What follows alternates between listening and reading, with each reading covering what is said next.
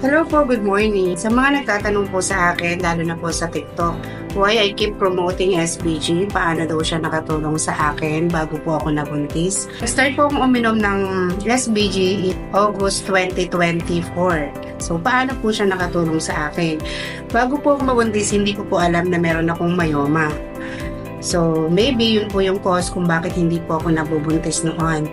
So, nung nag-positive po ako noong October, nag-request po ang aking OB-GYN na magkaroon ng transvaginal ultrasound at doon po nakita na meron po akong myomata. So, ibig sabihin, lumiit na po siya dahil nga nag-take na po ako ng Salveo barley grass. Ito po yung proof na meron po talaga. Yan, para po makita nyo. So, ayan po. So, paano po siya nakatulong sa akin ngayon?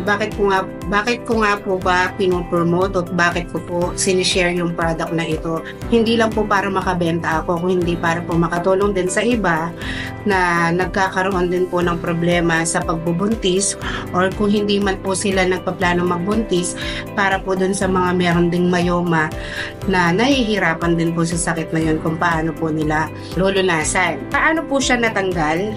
So, during my pregnancy po, dahil nga po last November 6, 2024 po yung request na ito. So, from November 6 po up to, eto na po yung aking bagong ultrasound, kung saan po makikita yung gender po ng bata.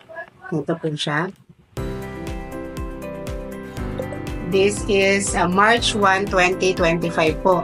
Dito po sa ultrasound na ito ay hindi na po nakita yung myomata na nakita during my TBS. So, ibig sabihin po, nalusaw na po yung myomata o myoma na nakita po sa akin last November 24, 2025.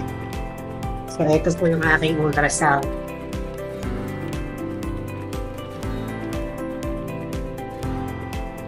Ito po malinaw po na talagang very effective po yung product na ito para po sa mga may sakit, hindi lang po kasi nga po parang na po ito, kumpleto na po siya sa nutrients. Kaya ko po siya pinupromote kasi nga malaking tulong siya hindi lang po sa akin, kahit sa mga ibang tao na nagpatunay po talaga na maganda yung product na ito. Kaya yun na rin po yung naging reason ko kung bakit lagi ko siyang pinupromote, lagi ko po siyang pinupost. Hindi lang po para makabenta, kundi para makatulong din po sa mga taong namumroblema like po dun sa naging case ko. Kaya sa mga nagtatanong po sa akin, lalo na po sa TikTok na nag-post po ako yung pregnancy journey ko na after 2 months of trying Salveo barley grass,